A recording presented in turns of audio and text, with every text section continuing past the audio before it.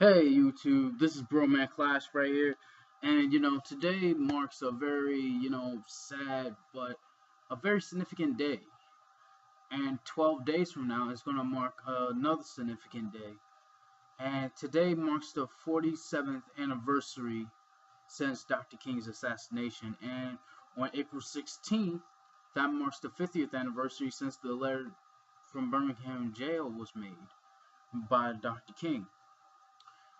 I didn't know that, about the letter from Dr. King. I actually got it mixed up with the day he was, assassinated. And some say it was James Earl Ray, some say it was this mysterious man named Raoul. But if you really know your history and you know what was going on, he was murdered by the FBI, CIA, and, basically overall people who were undercover and knew that he was a man of positivity for black people, and he stood up a lot more. He see, I forgot the meaning, what the acronym from CORE meant, but I looked it up for a bit, and you know what it stands for? It stands for Congress of Racial Equality, and he was an advocate for that, and I believe he was also a founder and a member of that.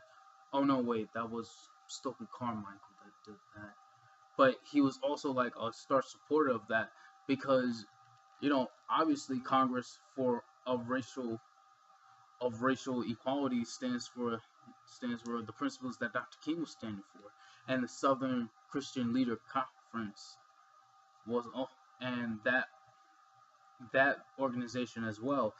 Dr. King supported both of those I supported both of those groups because they he knew what they were about, and I believe he was also like a member or a founder of one of them, if memory serves me correct. But before we talk about the assassination and what this day reminds some people of and the significance of it, let's talk about Dr. King. Dr. King and his life and his legacy. See, now Dr. King was originally born as Michael King Jr. to Michael King Sr. because he was the second, not like the first or second born, but he took up the name that his father once had previously. Like, say if your father was named, John Michael Sr., and you would be John Michael Jr. if you take up that mantle, then John Michael III.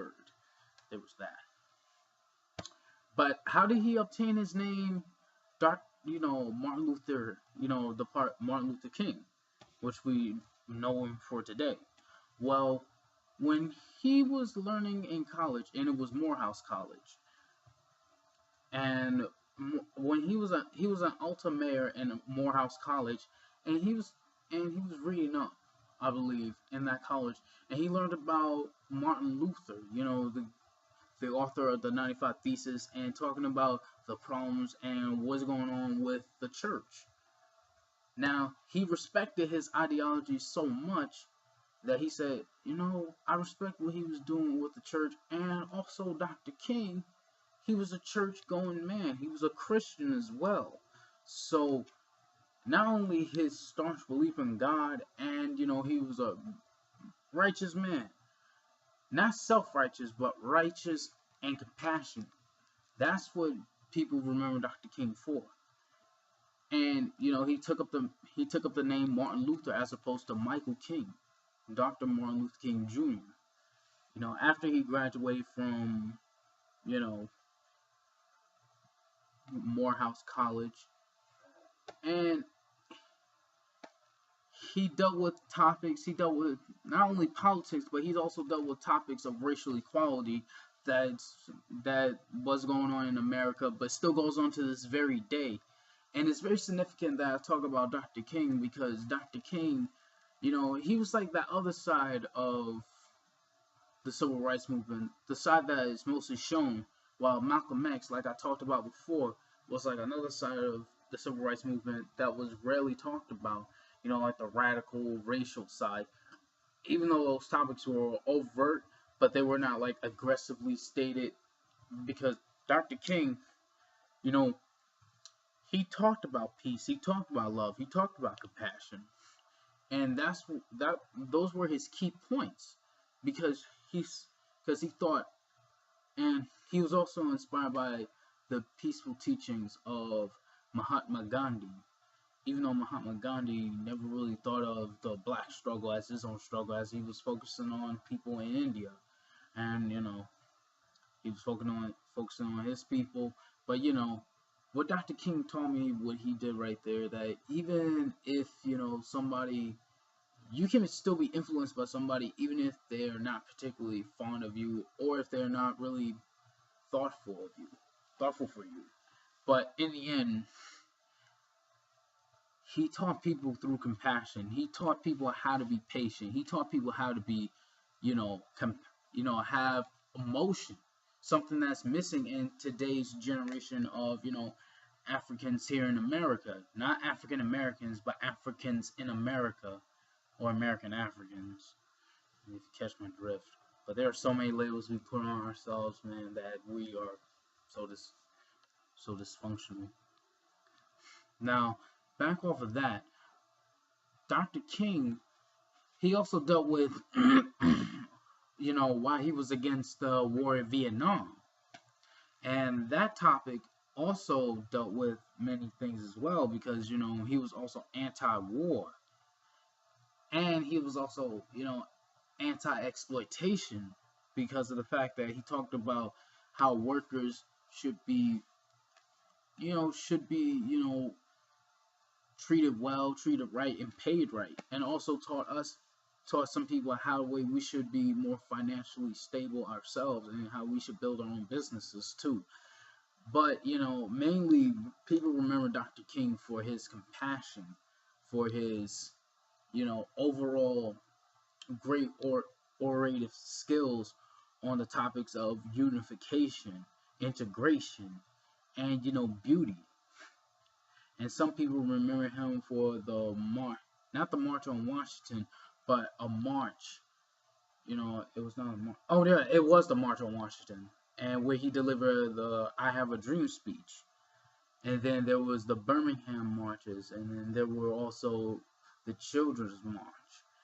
And it's very sad when your leader has like a compassionate thought, but just as Stokely Carmichael mentioned before, if your enemy, in order for peace and love to happen with your enemy must have a conscience. But it's too bad that America, even to this day, still doesn't have a conscience, because it doesn't deal with black topics.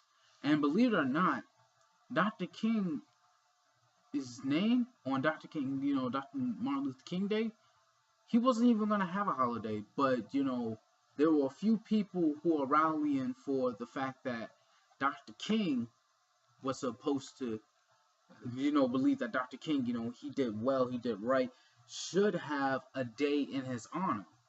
Not even on the day he was born. He was born on January 15th, if I'm correct. And it was 4 days after that they say, oh, this is Dr. Martin Luther King Day. This happened in 1986 or 7. And one of the lead people, and, talking about going to Arizona, getting this whole thing settled out. Some of the people, such as, Public Enemy, went over there, to talk about this issue. And how the way, Dr. King should be honored as well. And how the way Dr. King, he was assassinated at the Lorraine Motel. And the reason why I mention that is because, it's really because he was just preparing for his next speech, sleeping and then thinking, because he knew that his days were numbered, but at the same time, he still wanted to do great by his people and for his people. But, there were people who benefit from segregation and war, killed him, just like they did him with Malcolm X, and then looked at him as a threat. Hell, even the FBI, and I believe J. Edgar Hoover was still in the chair as head of the FBI at that time, sent him a letter to say to him to commit suicide. Now, this is This is the so-called American government that boasts about, oh, we are the greatest in the world. We are the freest product known to mankind. You know, as later people will love to so-called brag and try to say that we should forget our own history. No, do not forget your own history, and do not forget the atrocities that America has made, especially on to beautiful people such as Dr. King and Malcolm X.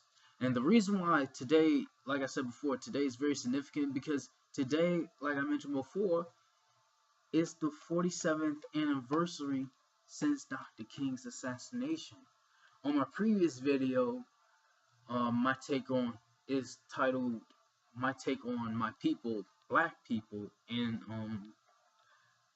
the brackets. No, not the brackets. But I mentioned that this was the 48th year. Don't worry, this is the 47th. 48th was just a mistake. Because the 50th year would actually be in 2018. And wow, to think that, 47 years has passed since Dr. King's assassination. And, everybody remembers him for his I Have a Dream speech. And how the way Dr. King was all about peace. And how the way he said this. And this is the most important line out of all of the speech, for me, at least. Because he said, I want to live in a nation where my children will not be judged by the color of their skin, but by the content of their character. Now, when I think about that, and when I think about what Dr. King stood for, and I look at now, and I look at like, wow, did we really uphold Dr. King's dream? Because either we really didn't get the message of what he was talking about, not racially, but with ourselves as black people. How the way we treat ourselves. Back then, we had other people going after us. We even went after people to go inside of a war that didn't even concern us, like the war in Vietnam. Dr. King was opposed to that because he believed, and in his own righteous opinion, he was right. It was just senseless killing. What was the point of fighting somebody else that you don't even know? And you're fighting for a government that didn't give a hell about your people. Now, really, just think about it. And think about why Dr. King is very significant, just like Malcolm X is very significant. See, because Dr. King, he represented compassion. He represented, having emotion, having heart. He represented patience. Malcolm X, and he represented being passive, but also being, watchful. While Malcolm X, the reason why I mentioned him and Malcolm X, because their deaths, even though they're 3 years apart, they occurred nearly at the same time. They occurred at the same way. They were shot down. And if you really think about it, they're not so different because they only wanted the best for their people. Sure, their approaches may have been different, but at the same time, they cared and loved for their people. Their love and their care for their people outshined their petty differences and jealousies. Look, Malcolm X knew Coretta Scott King and talked with her. And I believe Dr. King knew Betty Shabazz, Miss Betty Shabazz, Malcolm X's wife, El-Hajj Malik El-Shabazz. That was Malcolm X's Hajj, Islamic Hajj name. After he, finished the pilgrimage in Mecca. It was called the Hajj. But, when I look at that, when I look at how the way they were willing to put their differences aside and see that, hey, our people need our help. Dr. King, he talked about how the way we could economically build up ourselves. He talked about how the way we could, do things for ourselves, but also have compassion for the very same people that brutalized us. Because he knew that it's the system that was messed up, not the people. The system, the government, the Congress, he knew something was up. He knew that it was just like, wait a minute, what's this all about? Why are we why are we fighting each other? The government is the one that's doing this to us. When I look at, as he said, when I look at my white brothers, I see them as misguided. And, he had heart, he had compassion. That's why I respect him. And when I look at Dr. King, I look at, a bright hope extinguished too soon. And you want to know what the funny part is? He said, an injustice anywhere is an injustice everywhere. And you have a right to break an unjust law. And the fact that, not only his actions,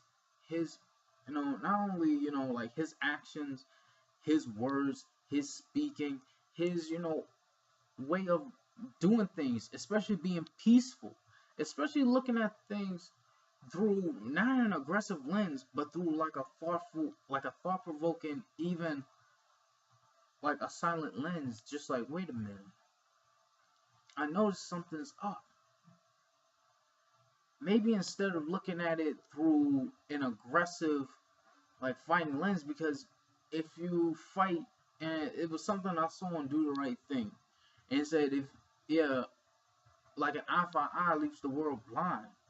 And if we're gonna fight each other over that one line where he said about an eye for eye leaves the world blind, that's the part I remember correctly. But all the other stuff I'm just paraphrasing. And he was talking about, if we're gonna try to talk about the mantle of brotherhood, we have to talk about it through a lens of equality. We can't talk about it through a lens of hate, because hate begets hate.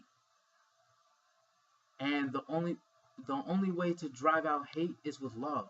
Just like you can't drive out light with light. You gotta drive it out with darkness. In order to drive out darkness, you need light.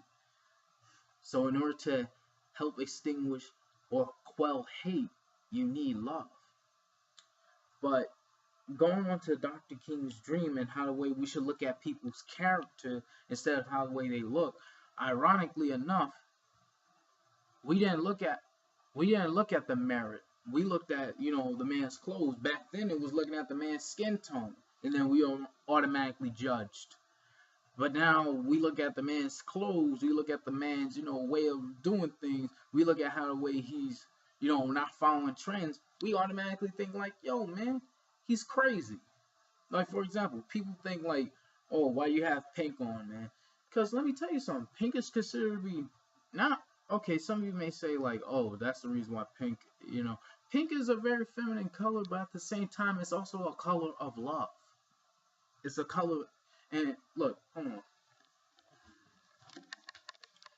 If you look at my shirt, you see that there's something very symbolic about it. See, a heart that was once fractured will gradually distance itself in order to find itself again. That's how life is. Eventually, you'll lose yourself, and then you'll find yourself again, and then you'll be even more complete. And then, looking at how the way Dr. King's message and dream was actually, very much taken out, not even talked about, and even disregarded. It was almost as if like, what did we do? Did we follow Dr. King's dream, or did we turn it into a nightmare? And then looking at how the way Dr. King's dream, so glorious, so beautiful, and so righteous, and how the way it was meant to be the blueprint for not only integrated unity, but also for black unity, and how the way we turned it around and turned it into more hate. And I remember KRS-One once said this, and it was in his song called World Peace. Do we want world peace or world talk? Now, we need more love and less hate. Key phrase, more love, less and less hate. Now, Dr. King, he represented more love, but he knew what was going on.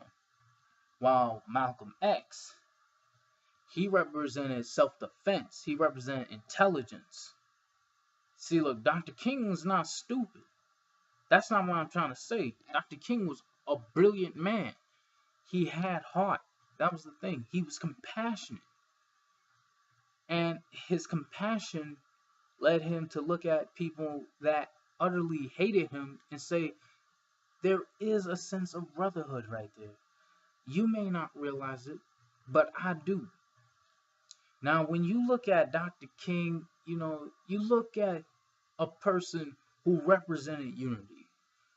And, when I look at some of his speeches, and I look at how the way he was for, empowering his people, he was for self-defense, but he was much more calmer about it. But then to see us, even after our leader's, death, even after, after the diminishing of the Black Panther Party, you realize that we failed in a sense, in a great degree, because we not only did not honor Dr. King, but we also messed up his memory.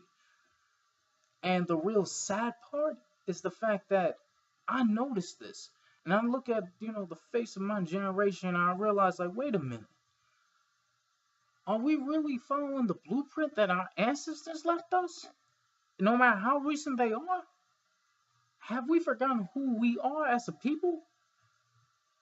And in essence, Dr. King, he was about love. And when I look at some of my people, there is no love. And they think love is equated with lust. No, it's not. Love isn't lust. That's a taint right there. And the fact that we have that all twisted up shows that we really need to get together and talk about things. And black woman, you are the best. And black man, you are the best. So don't call yourself anything. Don't call yourself garbage. Don't call yourself nigger, negro, anything else. You're the best. But at the same time, like, just sit down and just think. And please honor Dr. King's memory, because I don't want it to go to vain. I love Dr. King. I may love Malcolm X a little bit more because, he was out there and he talked about it. But Dr. King, his compassion and his emotion, I can feel it. And with that, YouTube, I gotta say, I hope you have a great morning or evening, depending on which part of the world you're in. This is Roman Class saying, hope you have a good one. Out one. And I just had to say my take on Dr. King. Brilliant man with a brilliant heart, with a brilliant passion. Great orator, and a loving father, grandfather too. May he rest in peace, and may he never be forgotten. All right, later.